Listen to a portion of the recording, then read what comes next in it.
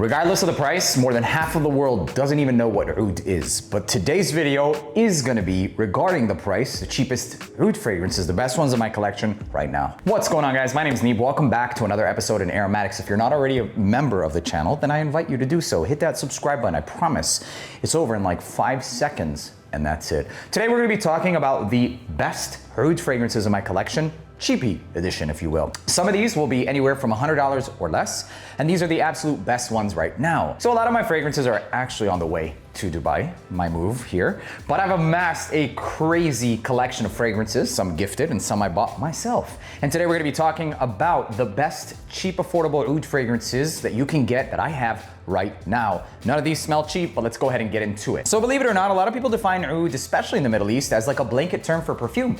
Some people call perfumes oud. Like it could be a freshie, and they would say, do you have oud? And it's just like, okay, what kind do you want? Do you want fresh? Do you want clean? And so this first one should be no surprise. It's been out on the market for a long time. It's oud azraq. This is a dark ambery style of woods that's very safe. There isn't anything that's going to be animalistic. In that sense, it's safe. However, it's very strong, it's very rich, and it's basically a dark piece of wood coated in honey. It smells a lot like Montal's honey oud. Montal's honey oud. So very strong, very projecting, very thick. This is a fragrance I would not recommend wearing in anything other than the winter time. If you live in Dubai, honestly, you could still, you have no choice, right? If you live in Dubai, you really have no choice. But simple as that, slightly spiced, smells like cinnamon to me, and then also the honey and the dark woods. It's called the oud azraq. It smells much more expensive. The next one on this list is a little bit more of a premium, and this is super authentic smelling oud. There is absolutely some real oud in this. Fractions, margins, etc., but it's definitely there. It is absolutely gonna be for the connoisseur that likes authentic. This might be around $100 mark, but you're getting every bit of the value. It's called Ahmed Al Maghribi 2000. This smells like it has some legitimate Indian oud. Yeah, man, that is actual. Have you smelled Myriad? You know how it has that fecal nuance coated in like chocolate and stuff? That's this. This is challenging. It is not a safe blind buy. Absolutely not a safe blind buy. But if you go and smell something like Louis Vuitton Myriad and that's your vibe, that's your jam, this is crazy, bro. Look at the color of the juice. Ahmed Al Maghribi does not play. If you're looking for value when it comes to Middle Eastern fragrances, they absolutely give you that. It's an extrait de parfum.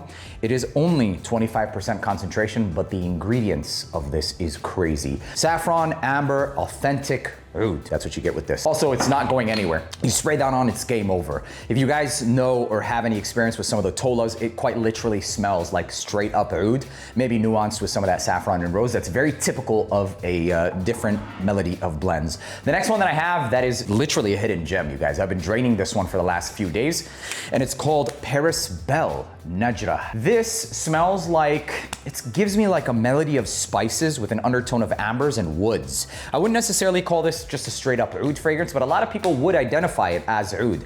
So if you're looking for purely oud wood, you're not really gonna find it. But most people in the masses would classify this as a oudy fragrance. And that usually just gets a blanket term for like something that's spicy, woody, and even sometimes resinous. A lot of Omani frankincense, incensey style of fragrances get coupled and grouped under that. This would do exactly that. It's kind of inspired by, so they say, the Saudi Arabian desert. What I can personally smell to this is like bizarre spices, which would be like cardamom and cinnamon, so not underarm BO.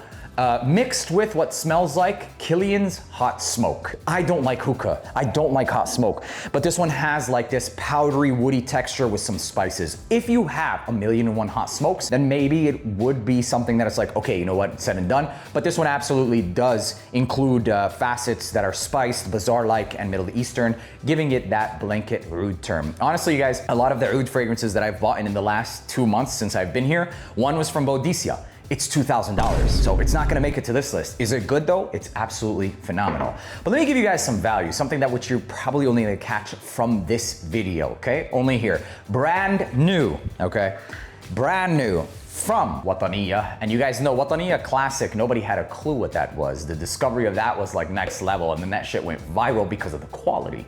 Diorum Intense inspired, but it's been a long time. And I've been working with Wataniya behind the scenes in creatively directing, etc., but never really getting to the final stage. So when we were talking about some fragrances, I remember them pitching some ideas. Bro, do you like Boss Bottled Elixir? I was like, bro, I love that shit. Are you kidding me?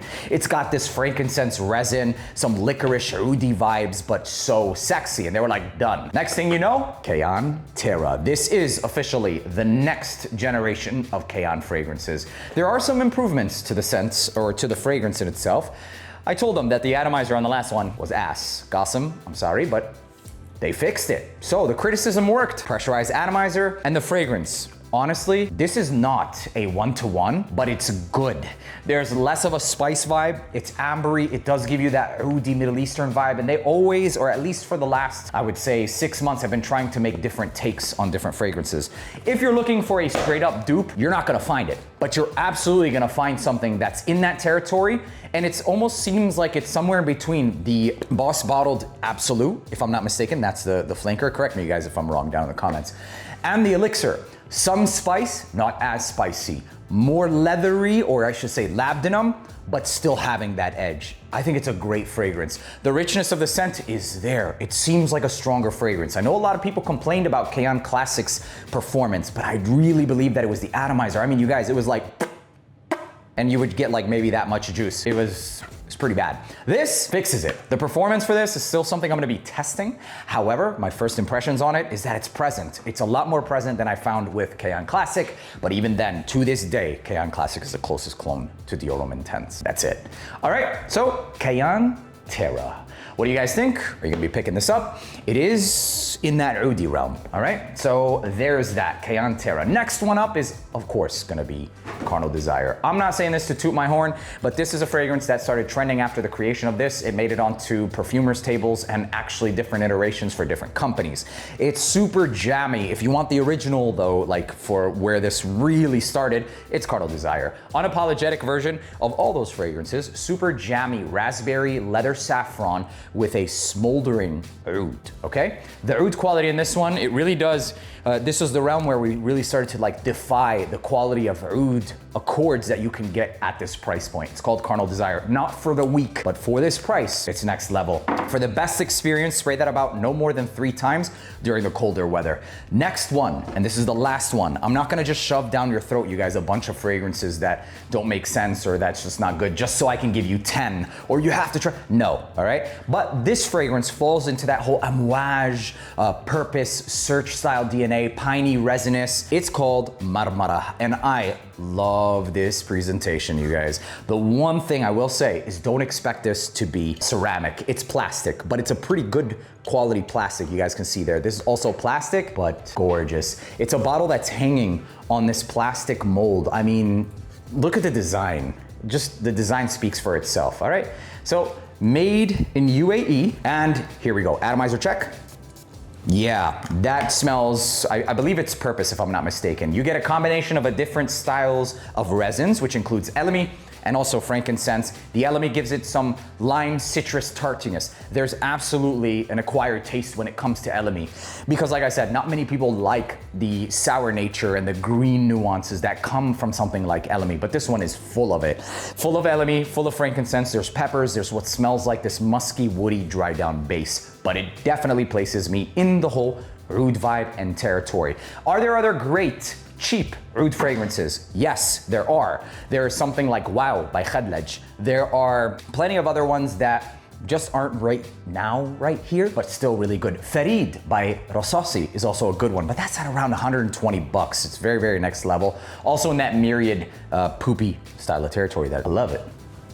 Listen, it's not poop, there's actual science to that. It's when you're desensitized or you have no tolerance for oud, your brain just picks up the fungal, the antibodies that the wood made. And so it identifies it as something that smells bad, but it's really not a bad smell. It's just your brain's, you know, catch the other video. I'm pretty sure I made that video about why things smell certain ways. Yeah, that's pretty much it, you guys. For now, that's what I have in my collection. I do have some other expensive oud fragrances. I think it's called Nefarious. Let me grab them. It's called Nebulous 2K, authentic smelling oud, overpriced, maybe a little bit, but also Oud Supreme, Braun No. 9's newest one. This is a great, fresher take on oud. Literally, like there's maybe some citruses, also rose and oud. You can wear this every single day.